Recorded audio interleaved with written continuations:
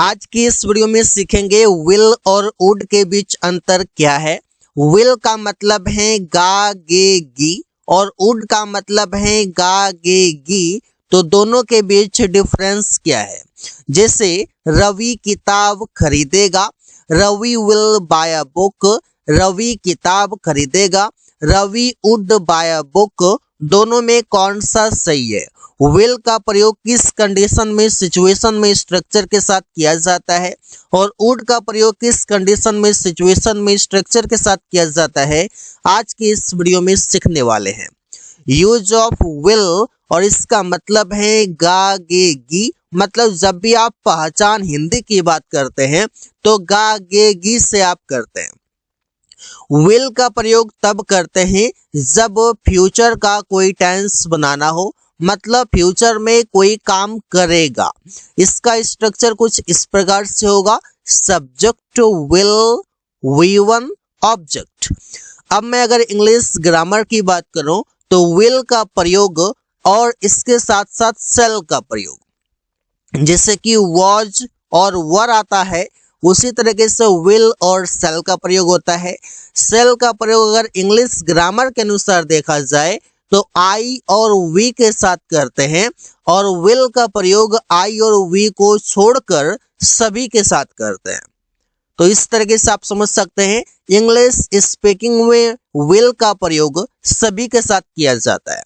तो आप विल का प्रयोग किस कंडीशन में करेंगे, जब कोई काम फ्यूचर में आप करेंगे। जैसे वो बाजार जाएगा, हम लोग स्कूल जाएंगे, तुम लोग खाना खाओगे। इस तरीके के सेंटेंसेस आप इस तरीके से बना सकते हैं।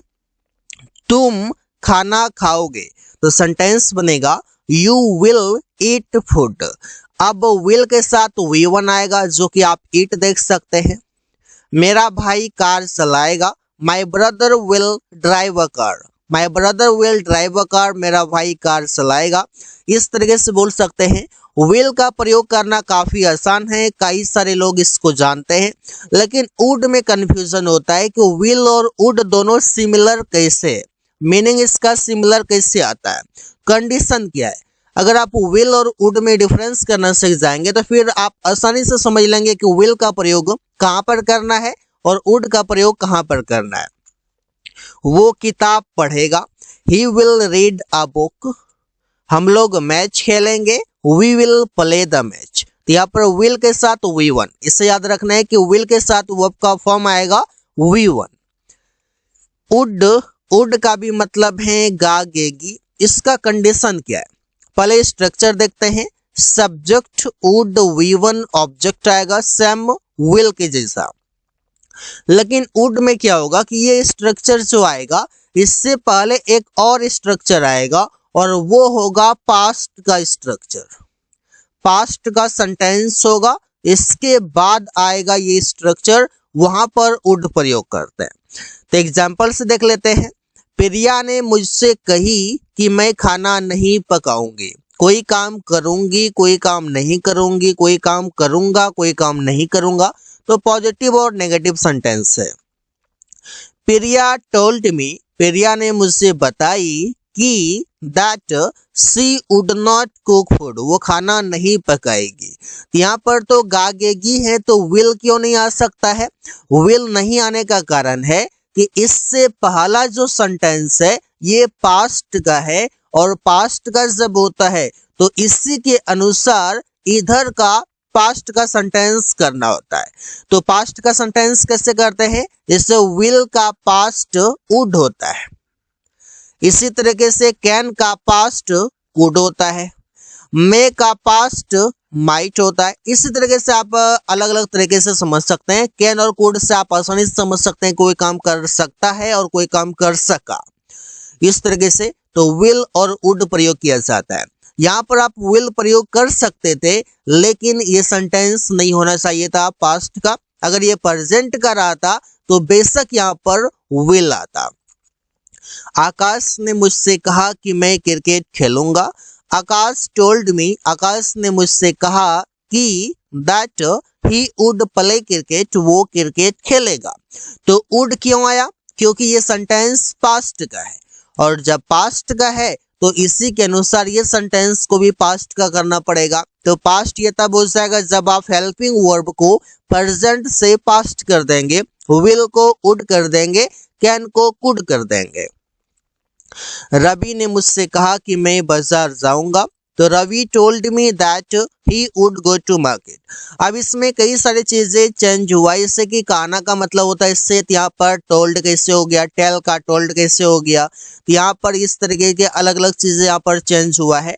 इसके लिए आपको अलग कॉन्सेप्ट समझना पड़ेगा, लेकिन अभी आप ये समझ सकते हैं कि यहाँ पर गा तो आ रहा है, यहाँ पर गा तो आ रहा है, गी आ रहा है, लेकिन यहाँ पर विल क्यों नहीं हुआ, क्योंकि इससे पहले वाला सेंटेंस पास्ट का है। तो इसी के अनुसार पास्ट का सेंटेंस है तो आगे वाला भी पास्ट का ही आएगा, क्योंकि ये पूरा स्टेटमेंट पास्ट का ही है। उसने मुझसे कहा कि मेरा भाई अंग्रेजी सीखेगा।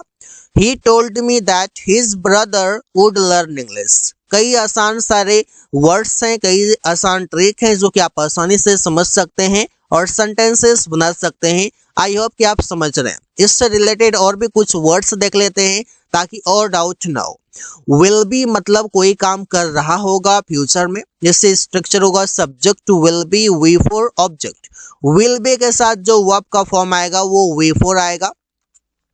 मुस्कान खाना पका रही होगी, मतलब फ्यूचर में आने वाले समय की बात कर रहे हैं कि 9 बजे वो खाना पका रही होगी और अभी 6 बज रहे हैं, तो 9 बजे ये फ्यूचर का समय है, तो मुस्कान खाना पका रही होगी।